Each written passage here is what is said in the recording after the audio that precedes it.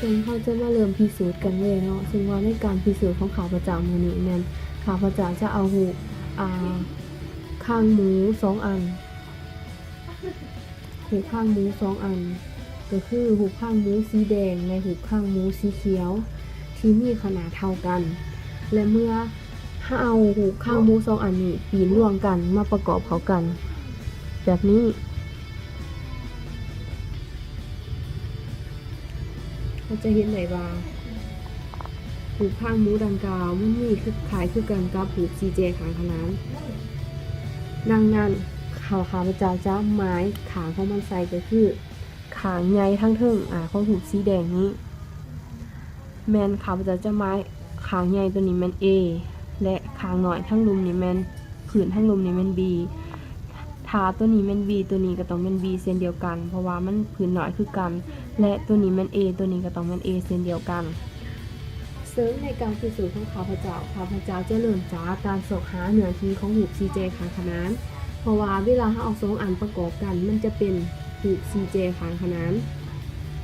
ดังนั้นเนื้อที่ของหูบ CJ ข้างขนานแม่นหยังในนี้เนื้อที่ของหูบ CJ ข้างขนานก็คือดังที่พวกเราเคยเรียนมาก็คือจะแม่นผืนคูณกับรวงสูงก็จะได้ขึ้นกันผืนคูณกับรวงสูงเป็นเนื้อที่ของหูบCJ ข้างขนานซึ่งว่าจะเท่าใดก็คือเราจะได้ S หูบ CJ ข้างขนานเท่ากันกับ A บวก B คูณ H เป็นหยังจึงเท่ากับ A บวก B คูณ H ก็คือว่าพื้นของมันเป็นหยังเฮามี2หูบ CJ ข้างขนานมาประกอบเข้ากันซึ่งมีพื้นแม่น B และ A ซึ่งเราจะเบิ่งจากนี้หรือว่านี่ก็ได้นี่แม่น A อันนี้แม่น B นี่แม่น A พื้นของมันแน่นอนต้องแม่น A บวก Bดังนั้น H เป็นอย่าง H ก็แม่นหมายถึงรวงสูงของตัวนี้หมายถึงรวงสูงของหูบ CJ ข้างขนาน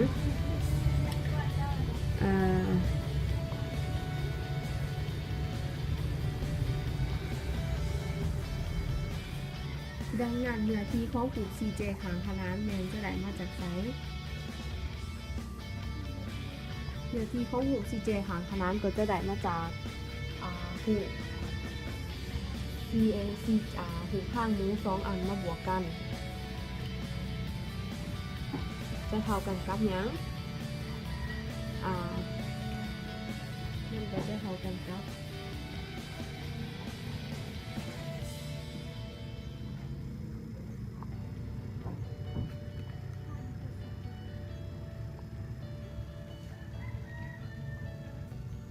มันก็จะเท่ากันกับ A บวก B คูณ H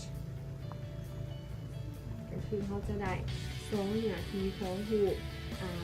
ข้างนี้สีแดงและข้างนี้สีเหลืองบวกกันเท่ากับ A คูณ H เนื้อที่ของหูบ CJ ข้างขนาน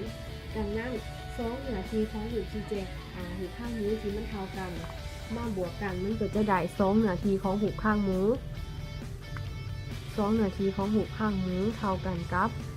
ตัวนี้เนาะ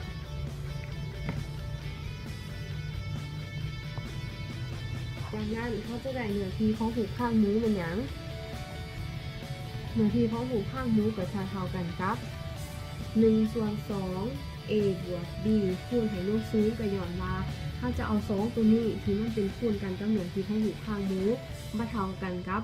เอามาใหญ่ขาฝางมาจะเป็นหารก็คือเขาจะได้เนื้อที่ของหูข้างหมูเท่ากันกับ A บวก1/2 A บวก B คูณให้รวงสูง